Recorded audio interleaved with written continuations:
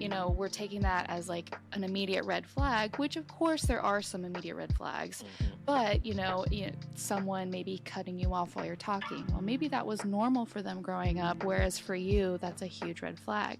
So just being cautious, but understanding that, again, you're right, they have all of this life experience apart from you, and they don't know what sets you off, they don't know your triggers. So, and then, not to cut you off, but even the example with the family they've probably grown up, we see all the time, we make fun of the families that we see on TV, in person, they yelling, da-da-da-da-da, and then 2 seconds later, all right, love you, goodbye. Like, people have weird relationships that we're not going to understand. So that person cutting you off, they think that's how a regular conversation is supposed to go, because for 20 plus some odd years.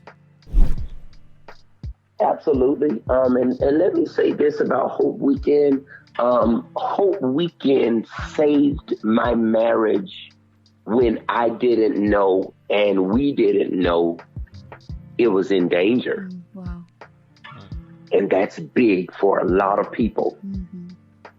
Because you're going to work and you're coming home and you're eating with the family and you're handling responsibilities. And sometimes we don't know how critical and how fragile our relationships are until we participate in something that can expose some areas for which we didn't know were there.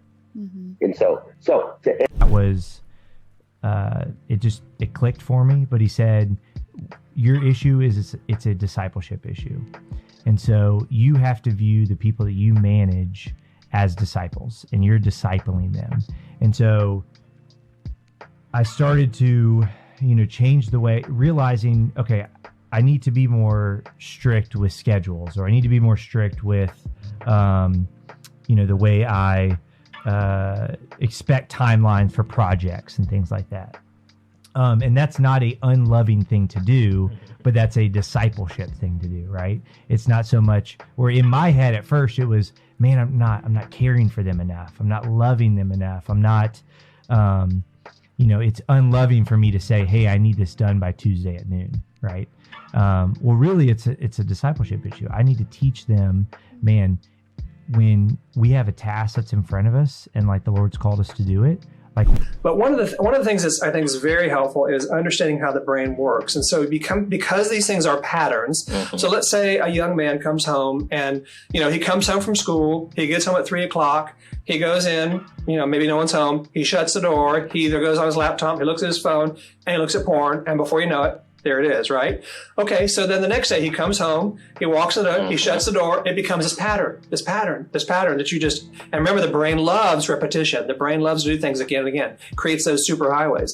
So what you've got to do is you've got to learn to teach your brain, because the brain is so amazing with neuroplasticity and how it can create new fibers and new pathways that weren't there.